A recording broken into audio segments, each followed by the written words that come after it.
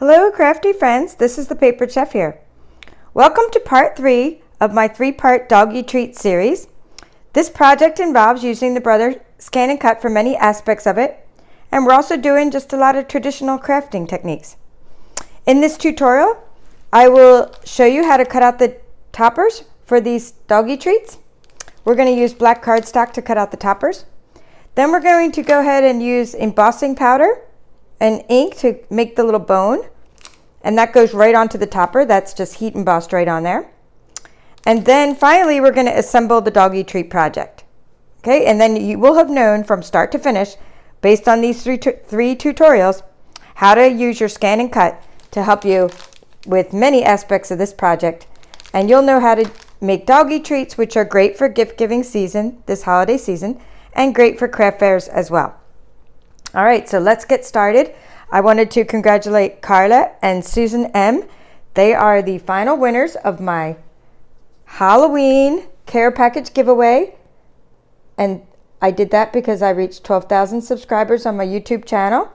So yippee, and thank you all for your support. And they were able to get a cool care package and includes like things I showed in my Halloween treat video. And there's a stamp sale going on, but it's probably over by the time I post this. But if it is still October 23rd by the time I post this, at Mountain Time in Salt Lake City, there is a stamp sale at Stampin' Up, and 56 or 57, something like that, stamp sets are on sale. And also my course sale, my Brother ScanNCut courses are on sale until October 26th. I was able to generate one more coupon this month for $9.99. Okay, so check out that in the description of this video. Let me clear off my table now. So if you're going to use 12 by 12 cardstock, you're going to get a lot more out of this. And I will show you that on the screen before we get started. But I just happen to have, that's all I have right now is 8.5 by 11 black cardstock. So it's good to use black cardstock for this, or any dark color where the bone will show up. If you don't want to emboss a bone onto your Doggie Treats, that's fine too. You don't have to, but I just thought it looked really cute. And there's little details like that that attract people to your table at a craft fair, and they're going to go, wow. And a lot of times people just go to craft fairs and say, I can do that, I can do that. They walk around and they want to just get ideas and make everything themselves. But when they start seeing those little details, like, wow, they heat embossed, and they have a special stamp set with a little bone, then they start going, I can't make that myself. I better buy it. I mean, after all, it's only a few dollars. I get asked that all the time. How much do I charge? Just a few dollars for those Doggie Treats. And if I don't sell them, I give them to my friends with doggies. Okay, I'm loading this mat, and then I'm going to bring the machine closer. You don't have to use a ScanNCut for this project. It just helped me with many aspects of the project. But you can just use a paper trimmer and make these tag toppers. In fact, if I'm just making a couple tag toppers, I would use a paper trimmer. But what I want to show you before I start working with this 8.5 by 11 sheet of cardstock is that if you had a 12 by 12 sheet of cardstock, you could fit a lot more on there. Okay, so let's see how many I fit on there. 1, 2, 3. There's 10 on there. Okay, so 10. I hope you can see that whole screen. So I don't have a 12 by 12 piece of cardstock, right? So what I have is an 8.5 by 11. So I'm going to need to just start over. I'm just going to start over. I was just trying to show you that you could fit these tag toppers on there more if you had 12 by 12 cardstock. So we're starting at the beginning, and we're just turning on your machine, and you see pattern and scan. Okay, so you want to select pattern because you're making treat toppers. Okay, so we're going to make a rectangle. Okay, so we want to select the first category because that's the shapes. So you select the shapes. Okay, right here. Make sure that's in focus. And then you're going to select the first one, just a square. And we'll turn it into a rectangle. The way we turn a square into a rectangle is we uncheck this box here, or we select this box here. That box will make sure that when we change the width, right, the height doesn't change as well. If we leave the box checked, they change in proportion. But we only want We want them to change, right, independently. All right, so let's go ahead and make our height 5.5. 5.5 for these treats. We'll score them later, even though the ScanNCut does score for us. I'll show you what that looks like later. I mean, I'll show you why I don't use it to score mostly. And the width is going to be 2.25. Why? Because we're using 2-inch bags, and you can find the bags in my description, the bags I use. We're using 2-inch bags. So whenever you have a 2-inch bag, you put a 1/4 inch, you make it a 1/4 inch wider to make sure that the bag doesn't stick out the side of the treat, right? That's with anything, whether you're making nugget treats, whatever you're making for craft fairs. All right, so let's put 4 of those. We're gonna put 4 of those on the mat. Now see, I'll show you, I'll do a background scan in a minute, just so you can see how this is all gonna fit on my piece of cardstock. Now, I have an 11-inch piece of paper, so I can't do one more treat. If I do one more, 2.25, it's gonna go over in this section, and my paper is only 11 inches. Okay, but I can add one more. I can't add 2 more because it'll go over in this section. I can add one more rectangle, but it has to be the other orientation. I could have added one and flipped it, but instead I'm just going to go ahead and add one more shape just to make it longer and show you. Okay, so again, square, check that. And so we want, this time we're going to say the width is 5.25. I'm sorry, 5.5. 5.5. And the height is 2.25. 2.25. Okay, we're going to set that on the mat. Okay, so let's make sure that was, I'm just going to make sure. I need to make sure the size was right. Yes, okay. Whew, I didn't want to have to start that over. So now what I want to do is I just want to do something. I just want to say okay, and I want to do something just to show you, because I'd like to give you more tips and tricks. You don't have to do this. I'm just trying to show you that the reason I put these shapes there is because if I scan in my background using that little background scan button, that you're going to see that they all fit on my black piece of cardstock. And that's what I want. If you're just using a paper trimmer, you probably get more out of this than I would, because because you get more out of it because when you start putting a little space between your objects, let me make that lighter. I'm going to go into the settings and make the background lighter a little bit so you can see. See how all of my shapes fit on my piece of black cardstock? That's why I'm only able to put this many. But remember, earlier at the beginning of this video, I showed you if you were using a 12 by 12 piece of cardstock, you could have fit 10 of these toppers. So now I'm using 8.5 by 11, and I can only fit, 5 of these toppers. Okay, the background scan is just to give you a little idea of where your paper lies. That's the only reason we use background scan. Okay, that's the only reason. I'm going to go ahead and say cut, and I'm using auto blade technology, so it won't take very long to cut. Auto blade means it determines how deep to go and to cut my topper. But if you are using a CM350 right now, then you have to adjust your blade depth manually. And when cutting cardstock, you should adjust your blade depth to a 5. Okay? When cutting Stampin' Up! Cardstock. Stampin' Up! Cardstock's pretty thick.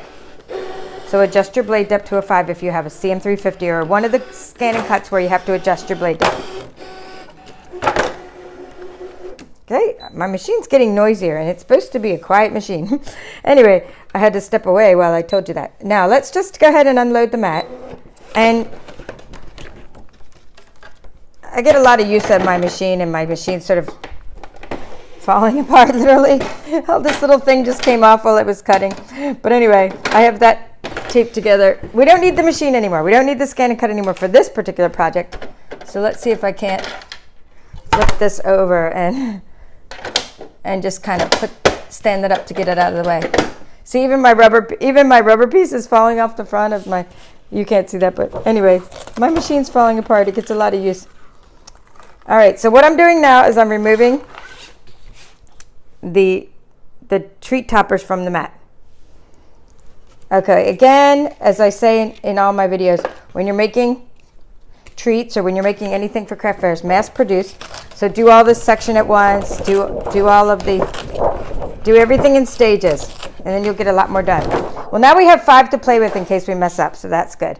And I need to put some things in the video here.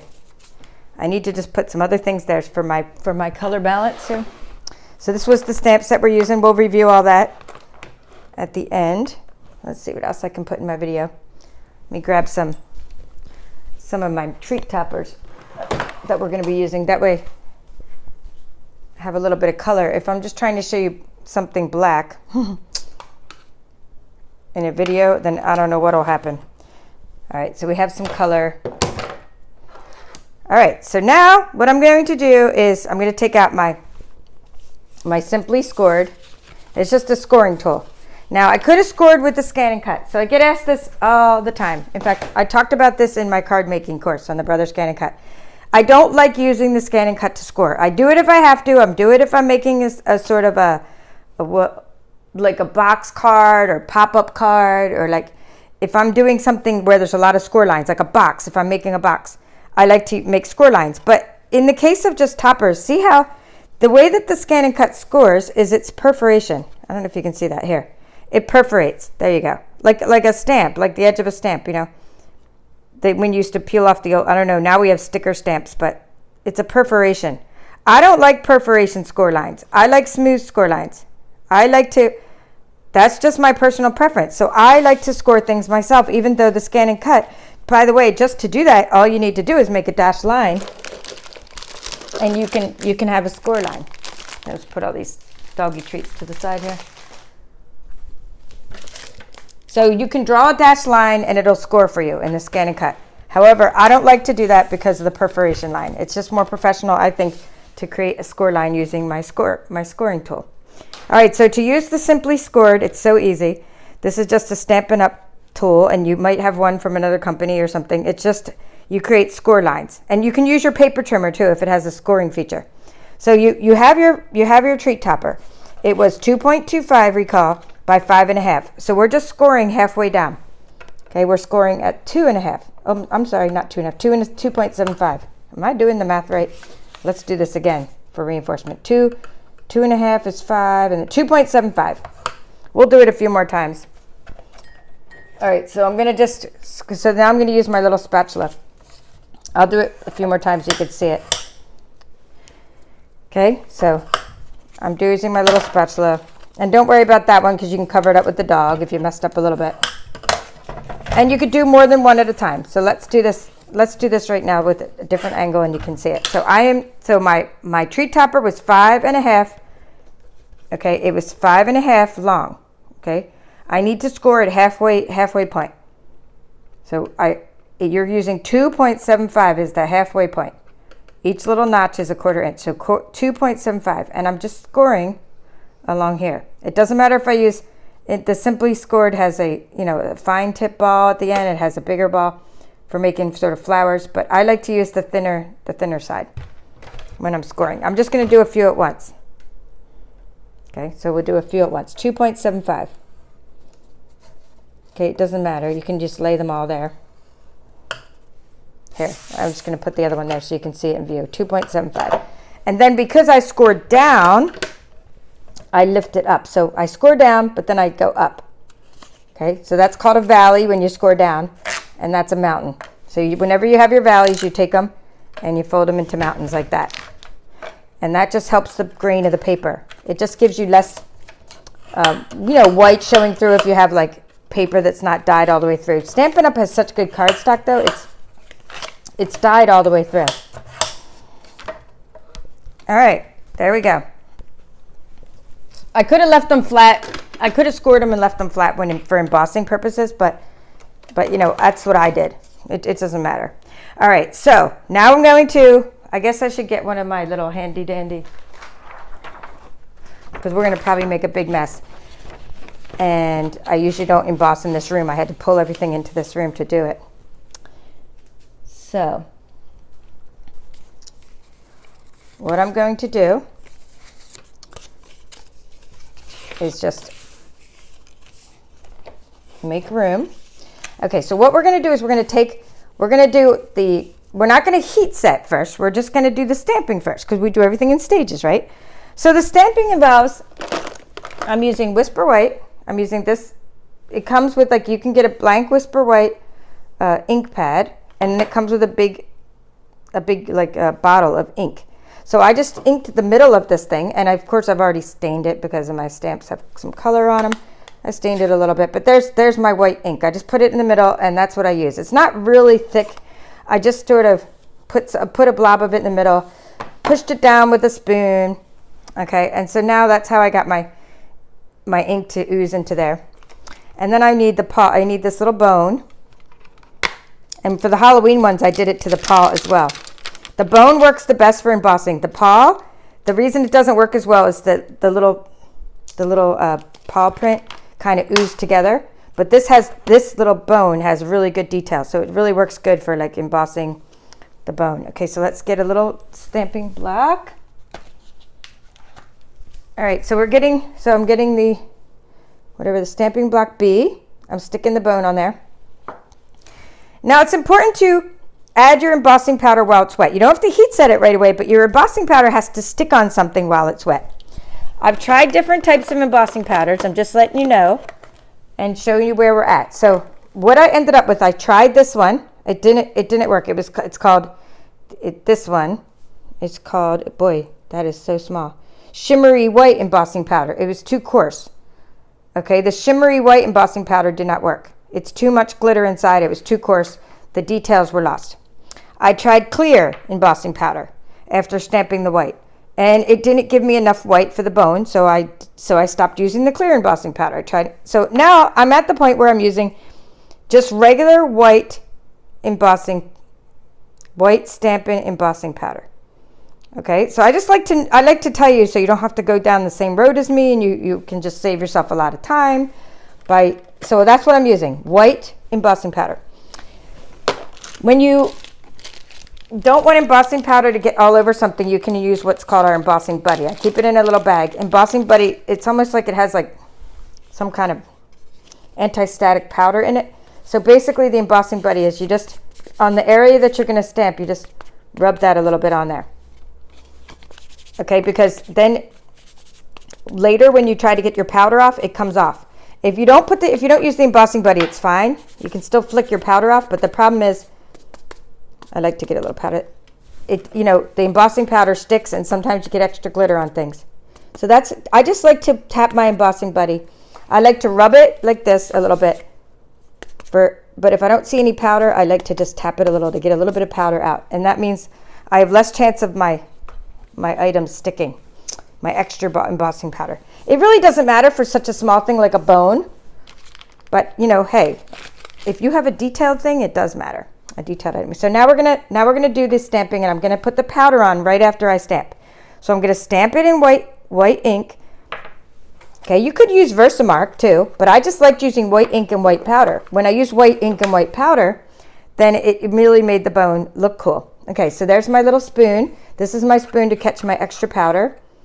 Well, here, so we'll start out with, I'll start out by getting some out of the jar, but then I'll show you that I just used the rest. I just used the leftovers in my little container. So where do you get the little spoon? When you're getting coffee somewhere and they give you a little spoon, save your little spoon, because then you have a little spoon for embossing.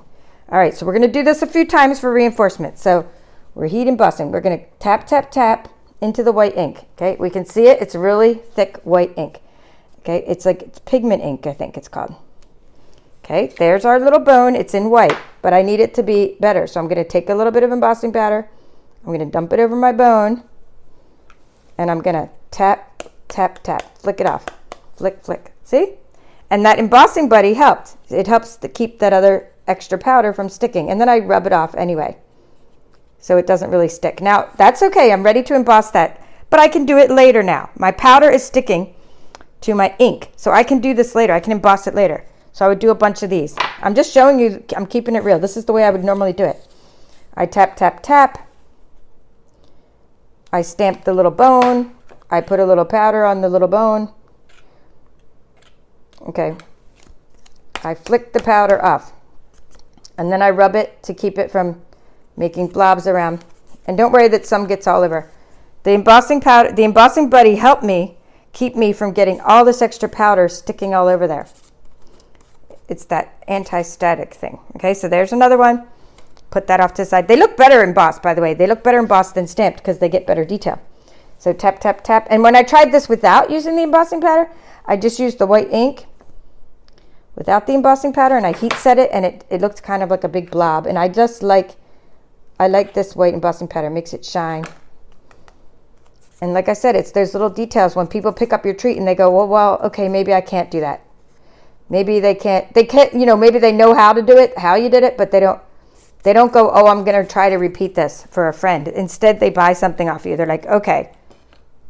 They're like, I'm going to get this off of this lady's booth because this lady has spent some time with those details.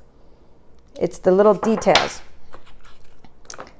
And people don't have, like, maybe the same stamp set or the same crafty items that you're using.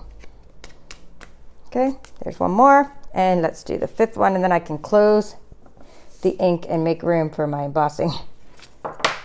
It's very important that to make room when you're embossing. You don't want to, you can't, there's a lot of things you can't do when you're embossing. You can't leave this powder anywhere open. It'll like totally get heated. You can't leave your ink open. All right, so I get rid of all the excess powder, and that's kind of all over my table a little bit. And I don't put it back in the jar. Pretty much I never put it back in the jar. It's like, don't put the genie back in the bottle. I keep all my excess in these little plastic containers.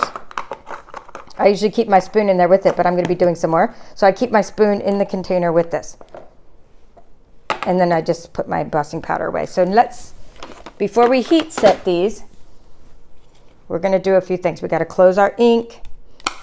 Okay, I got to wipe this off, okay, because that'll get heated, and you know, everything will get heated, anything in the path of the heat tool. So what I need to do is I need to get a couple things. I'm going to get my clothespins so you don't burn your hand. So you need some kind of clothespin or something to hold this with when you heat emboss it. And like, you don't want to hold it directly with your hand. And then I need to, you know, clean that off. Okay, so I'll be right back. And then we're going to heat set. When you're heat embossing, it's very important not to burn your hand. So one trick I have for when I'm heat embossing is I use a little clothespin, okay, to hold my item that I'm embossing. And that way it keeps the heat away from my hand. Okay, the stamping embossing tool by Stampin' Up! Has a low heat setting and a high heat setting. And see, it's just a 1 and a 2. I use the 2 for heat setting my stamped images, and just the 1, here's the 1. Here's the 1 low. See, that's low just for drying ink on a stamp. Okay, you can dry the ink on a stamp, or you can use the number 2. That's what I'm going to use for heat setting. So I just go in circular motions. You could heat set from the bottom, but I like to do it from the top. I'm a visual person. I like to go in circular motions, and I like to do it until the ink sort of bubbles up, and then I know it's sort of transformed. I'm going to show you that closer. I'm going to do this one farther away, and then I'll show you it closer. Okay, and don't heat set too many. You don't want your heat tool to overheat, so I do a few at once. When it transforms, it goes quick. Okay, it's going quickly. But the circular motion keeps the paper from actually burning. And I like doing this on black paper because it doesn't actually change the color of the paper.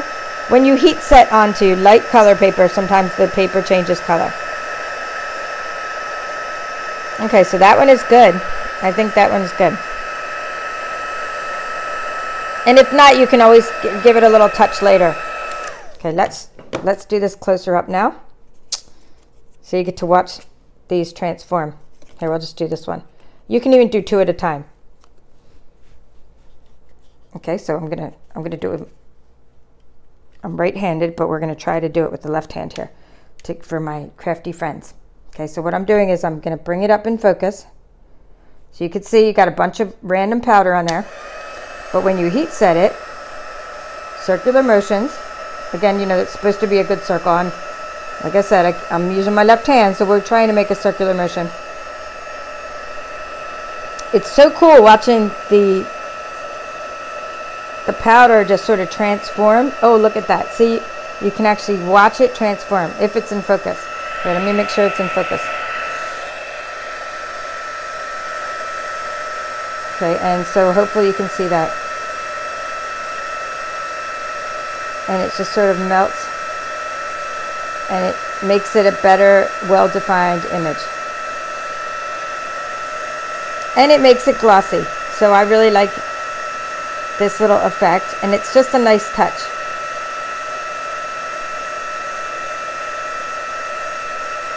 I guess you realize now that the treats we're making are also for the owners. So I'm grabbing another one with my clothespin and just going and doing another one.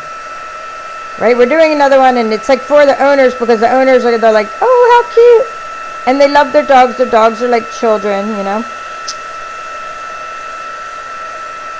And so you can actually see the glossiness appear. Maybe it's better if I pull it a little farther away. I'm not sure if you can see that. Okay, let's focus. I need my hands to focus, and when I'm moving this, it refocuses. Okay, so let's do it. Let's just shoot some more heat on that one. I think that one's good, and I'm going to do my last one. Because while you have your tool out, and you shouldn't lay them on top of each other, when you have your tool out, do all your heat setting at once.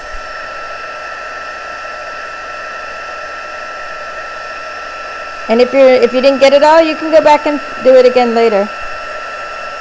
I can really see that one transforming. It actually gets brighter when you heat set it.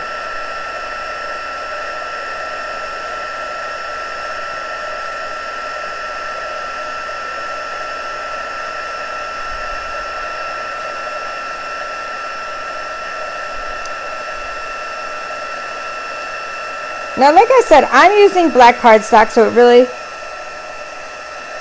doesn't matter about the paper color changing color. Okay, this is my sample. That's why I'm making sure this one's really good.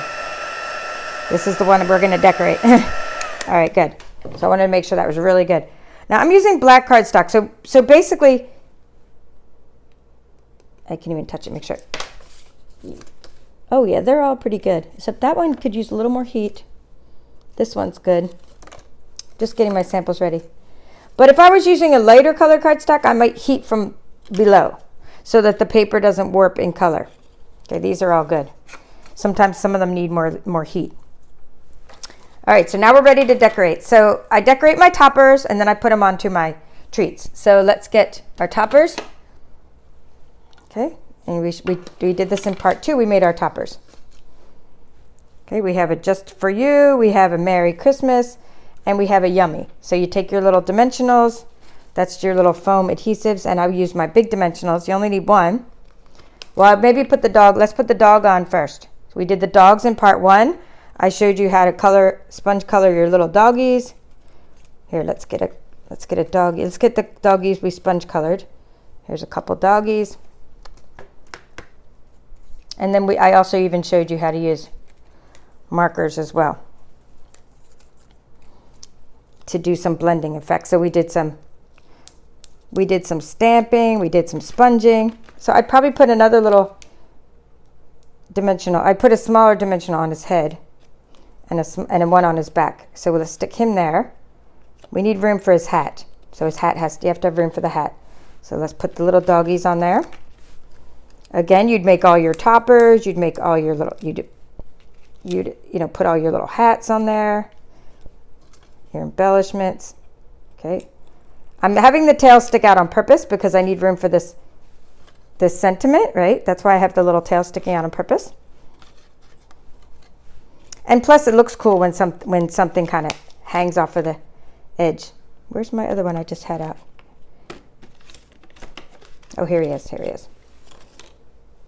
I was picking ones specifically that I sponge colored because that's part of that was what I actually showed you in the tutorial, was like the sponge coloring technique when we made a little mask for our doggie at the beginning of this series. Okay, so there's our little dogs. Now we got to put our little hats on there. Before we put our sentiment, we just put our little hats. And the little hats I cut out of the Night Before Christmas designer series paper. And I was saying, I'm not sure if you saw that very closely in the last video, but you're going to see it right now, that the hats, try not to use the hats that are going this way. Although they're cute, they get in the dog's face, unless that's the look you're going for. So we want the hats that are going off to the right. You want this, like this kind of hat. Okay, you want that kind of hat. Cool, and we put a little dimensional behind the hat. I guess we could have used a mini dimensional, right? I don't need a real big dimensional. And let it overlap a little bit. So let it overlap the dog's head, but maybe not cover his eye. Okay, so that's what we have. And in the Night Before Christmas designer series paper, I was saying I'm going to use small dimensionals, and I can use a big hat. See, big hat. These are all the little things you can cut out of that paper. I showed how to do this on my ScanNCut tutorials on this channel. How to cut out these little different little sentiments out of, or not sentiments, embellishments out of the Night Before Christmas designer series paper. So one little thing should be good, one little dimensional. And I'm using a big hat now. So as long as it goes to the right, you can use a big hat or a small hat. Nope, he does need one more dimensional, because the hat's loose. And you know little kids are going to be playing with this too.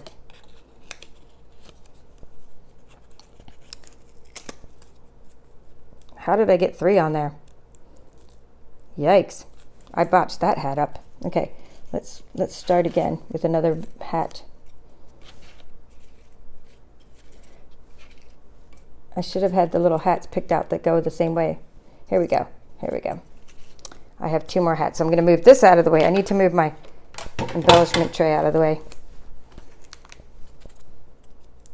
All right, so if I'm using a short hat, I can just use one dimensional. With the short hat, that was fine.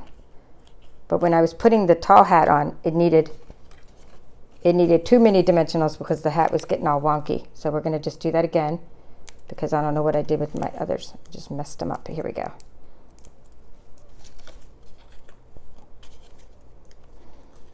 I really want to give you an idea how I work. I don't just do one thing at a time. So I'm trying to show you that I would do like all of these at one time. I would do all the hats. Then I would do all the sentiments. Okay, I'm just giving you an idea of showing you how I actually work on my thing. So let's get a yummy. We'll get a yummy sentiment. And I'm going to use that big dimensional again. Okay, so you just need one dimensional. You put it behind there, and you're going to just shove the little sentiment behind the dog a little bit, but not too much, you know, just like that. You don't want to block the word yummy. Maybe something like that. Okay, and they'll be different depending on where you stamped. Okay, here's a Merry Christmas. We'll stick one of those. You know how the tail is sticking out on one side and then the little sentiment sticking out on the other side. Put it under the dog a little bit, like that. Okay, you don't want to block the little bone that you embossed, and you don't want to block any of the sentiment, you know, any of the saying. And we'll do it just for you. Let's find a good one. They're all good ones, but okay, let me do one of those. So now we have our treat toppers. Now we're going to stuff our little bags, our little samples. We don't need to stuff them all, but you get the idea. Okay, so there's you do your decorations of your treats. Now we get our straws, and there's the concept. So we have our milk bone doggy treats. And it's good to wash your hands ahead of time, or use like a baby wipe. Don't get like anything on your doggy treats. Don't get embossing powder on your doggy treats. You know, definitely make sure your doggy treats don't get anything on them. So I'm just going to show you. I'm going to cut the straws. So I've tried this whole activity with let's see, paper trays before, pizza boxes. This just seemed to be the best way of all the ways I've tried this. So I've used straws because they help hold the milk bones in place. So let's see what size. Those were about 5.75. So let's move my little mat up here. You can use your mats, these grid papers, for measuring. That's why I like, and even my customers can buy these. You don't have to be a demonstrator to buy that grid paper. It's really nice to work with. So I want to do 5.75 for my straws. Give or take. I mean, this is just a straw, right? You're just kind of cutting the 2 straws the same size. So about 5.75. I'm using paper straws. I'll link to them in the description. But, you know, you can use any paper straws you get at craft stores and things like that. And then be sure to tell the people, if they're buying them from you, that these are not edible. This is not like an edible dog treat. Only the milk bones are edible. Okay, then I'm using small milk bones. That's what I'm using, small milk bones. Again, they'll be linked in the description, but just get them from the grocery store.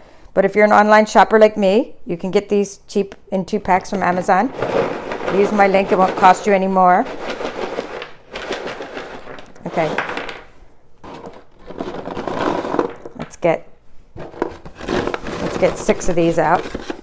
I'm at the bottom of this box here, so some of these are broken. So here we go. 1, 2, 3. Is that 6? Okay, so we have 6. Now the bags. Not all bags are created equal. Stampin' Up! Used to make 2-inch cellophane bags. They were awesome for all my nugget treats and everything. Unfortunately, this is all I have left. They don't make these anymore. 2 by 8-inch cellophane bags. Stampin' Up! Made better bags. They were just small. Even though they say 2 inches, now the ones I get on Amazon are kind of flimsy. And they say 2 inches as well, but they're a little bit bigger, it seems like. Or a little bit looser, I should say. Not bigger. They're definitely longer. But I'll link to the description, in the description of the 2-inch cellophane bags I use. They're called pretzel rod bags. But see, they're flimsier than the Stampin' Up! Bags. So not all bags are created equal. These feel like double the strength. But these work. The ones I'm showing you work. I've been using them because that's what I have. And I'm not going to use my really good nugget bags for my doggy treats. I've been using these pretzel rod bags. So you bottom line, you stick your straws in there first. This is going to help you load the bag. And these are going to show the same way both sides, so there's no right side of the bag. You're sticking your 2 straws in there.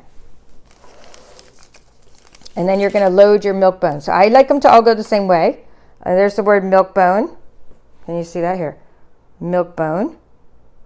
And there's the word milk bone again, milk bone. And I like to make them go, I like to do this. Okay, so that they both say milk bone. It's just those little details with all the milk bones going the same way. Little details mean a lot. Okay, let me focus back down. I'm only doing one of these because then I'm going to go clean my hands and like do them in a better environment. Just the angle I'm working at is kind of funny. And I would normally just sit down and stuff these into bags. So I put the milk bone, and stuff. The word milk bone backwards, but still facing up. See, milk bone's facing up, milk bone's facing up. Let me focus that, make sure you can see it. And I stuff.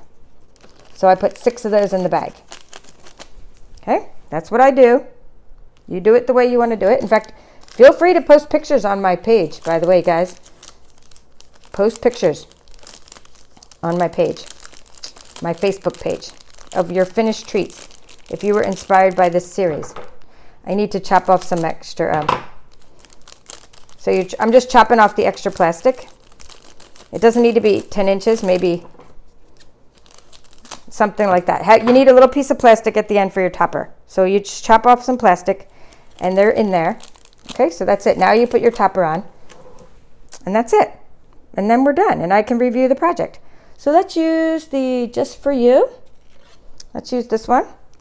And to put your topper onto your bag, just like anything else, you just get your rolling adhesive.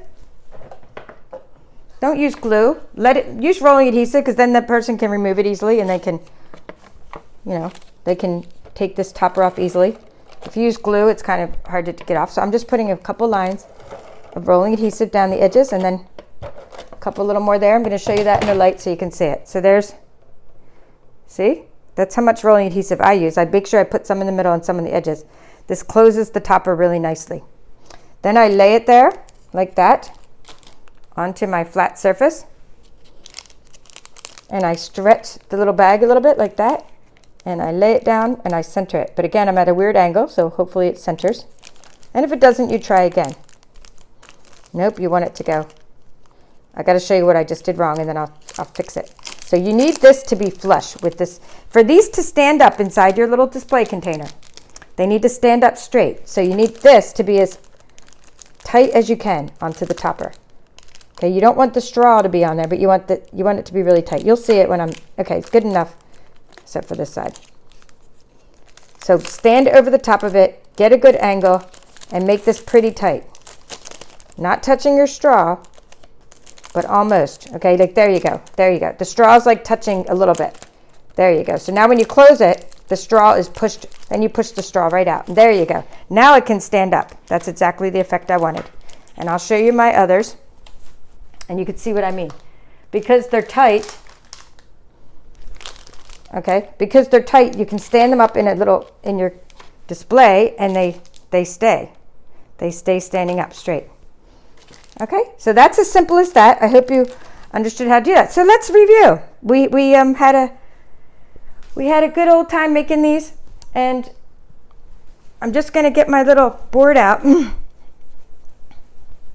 my little whiteboard, because maybe you're just like, oh, well, this is all a mystery to me. Like, where's part 1 and part 2? Okay, so they will be linked in the description below. So part one, okay, we did the mask. Okay, I'm going to show you the mask. Here's what we did in part 1 of this series. We created a stamping mask. I showed you how to stamp the doggy from Happy Tales stamp set. Okay, I showed you how to stamp it, scan it in. We used direct cut, and we directly cut out the dog using acetate or mylar, which I linked to in the description. And then we covered up the doggy with the mylar, and I showed you how to sponge color it. And then I also, as a bonus, I also showed you how to color some of these with alcohol markers. So we sponge colored most of these using crumb cake with a sponging technique. And then I also showed you in part 1 how to use alcohol markers, the blends markers. Like this one's using the blends. This one's using the blends. I can tell because of how it runs through on the other side. But then this one is using just a sponging technique. Okay, so that was part 1. We did mask. That was with the scan and cut. Okay, part 2 of this series, we did the circle, how to cut out shapes, and how to cut out, and we did the stamping. And then I showed you how to cut out patterned paper. Okay, so that was part 2. So in part 2, we had all our little dogs made. Okay, let me show you. That's why this is a scan and cut project. Our dogs were all made. I showed you how to cut out all these circles. Where are they at? There's a lot of them in my little tray. Okay, so here they are. You can fit 49 on a sheet. Okay, so you learned how to put 49 of these on one piece of Whisper White cardstock. Cut out all your circles at once. Then I showed you how to stamp them. And just to review, in case you just got here, you're like, what is she using? I'm using Pretty Peacock and Poppy Parade for stamping. Okay, so that was what I did in part 2. I also introduced new stamp sets. I said, hey, look, you can use Cup of Christmas. That's by Stampin' Up. And you can use the Merry Christmas from Cup of Christmas. And I said, or you can just use what you already have. Use the stamp set you already have. Here, just for you. That was Happy Tales stamp set. Okay, I'm almost done. We're almost done. Hang in there. And then I showed you Yummy Christmas. Okay, I said you can fit Yummy on there as well. Okay, so that was part 2. And then in part 3, so part 3, we just did the toppers. Oh my, don't mind my writing. We did the toppers. We did the embossing. And we did the final assembly. Okay, so that's how you put your project together. Do everything in stages just like I did. Color all your dogs. Cut out all your circles. Stamp all your circles. Okay, then cut out all your pattern paper. This is the night before Christmas. This is it. Here, this is what we did. I've also shown this on YouTube before. Cut out your pattern paper. Okay, if you don't have this stamp, if you don't have this night before Christmas paper, maybe you have an old Santa stamp set from last holiday catalog. That has a hat in there. I forget what the name of it was. It was like part of Santa's workshop series. But find a little hat. You need a hat for your dog. I mean, these are the little details that matter. Okay? And then we cut those. We scored them. We assembled them. And now you know how to make this entire project. So I hope you enjoyed this series.